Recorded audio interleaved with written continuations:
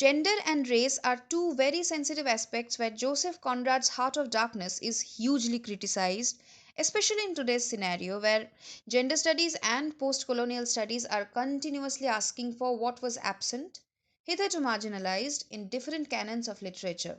Perspective. Nina Pelican Strauss, who claimed among many that Heart of Darkness is not only imperialist but also sexist, also declared that male critics have repeatedly become accomplices of Marlow, who brings truth to men by virtue of bringing falsehood to women. In fact, there is a passage in the text about the different worlds of men and women which is quite controversial. They live in a world of their own, and there had never been anything like it, and can never be. It is too beautiful altogether, and if they were to set it up, it would go to pieces before the first sunset. Some confounded facts we men have been living contentedly with ever since the day of creation would startle up and knock the whole thing over. So, the world of women is supposed to be beautiful, and too beautiful to handle the truth. Sheer bitter truths of the world, a beautiful imaginary make believe world which would be shattered when and if informed about the darkness corrupting the real world. Indeed, Marlowe doesn't want Kurtz's intended to know about the horror and terror he and his counterpart Kurtz had experienced in the heart of darkness. The oil painting by Kurtz of a white woman clearly portrays what women are at the most to men, draped and blindfolded, carrying a lighted torch. The women are therefore there for symbolizing things. In a letter to the publisher, Conrad himself mentions it is a story of the Congo. There is no love in it and no woman, only incidentally. But this incidental presence is proved to be crucial from the very beginning of the novella. Marlowe, apparently sexist, nonetheless has to depend on an influential woman relative. Then, would you believe it? I tried the women. I, Charlie Marlowe, set the women to work to get a job. Two women knitting black wool at the interview are also supposed to symbolize that women have uncanny power over men and the latter might be just mere playthings at the hands of the former. Throughout his journey through the dark continent of Africa, Marlowe encounters a lot of native women, technically who themselves do not have any voice of their own. The most important native woman character, Kurtz's mistress, too doesn't have a voice, only a look. She came abreast of the steamer, stood still, and faced us. She stood looking at us without a steer, and like the wilderness itself, without an air of brooding over an inscrutable purpose. She is described by Marlowe in very ambiguous terms. She is both barbarous and superb, wild eyed and magnificent. Conrad posits her symbolically at the opposite side of the white woman, the intended. During their meeting with the white woman, Marlowe remembers Kurtz's mistress because of their same posture, bedecked with powerless charms, stretching bare brown arms.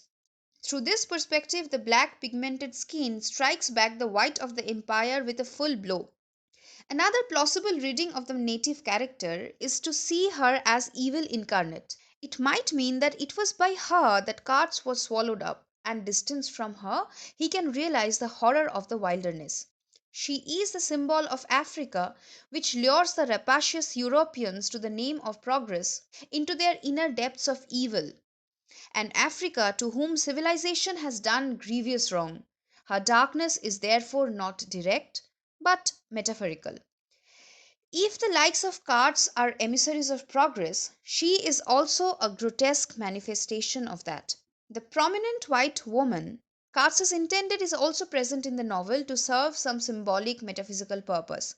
She is the representative of Europe, which has constructed the imperialist Kurtz, yet she is not told the horror of the whole idea perceived from the other side. The horror of the imperialism on both the sides would go generations after generations. But just like that portrait painted by Kurtz, this civilization would stand blindfolded with the unseen belief that it is holding a torch in its hand.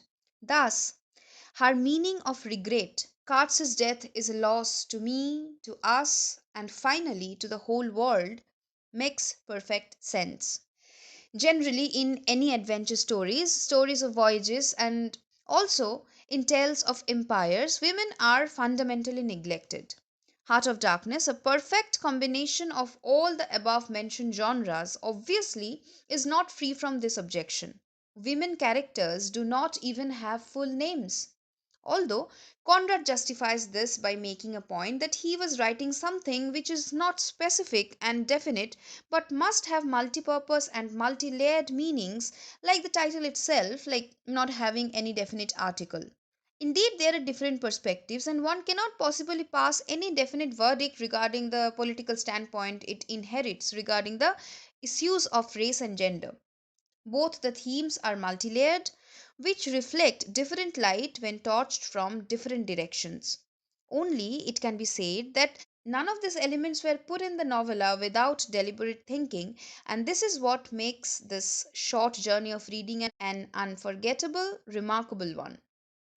Well, this was my understanding about the gender issue in Heart of Darkness. If you find this helpful, please subscribe to my channel for more videos like this. Please write in the comment section what videos and discussions do you want to see. Please forward this video link to friends who also need them, and let me know if you are finding this helpful, because together we grow faster.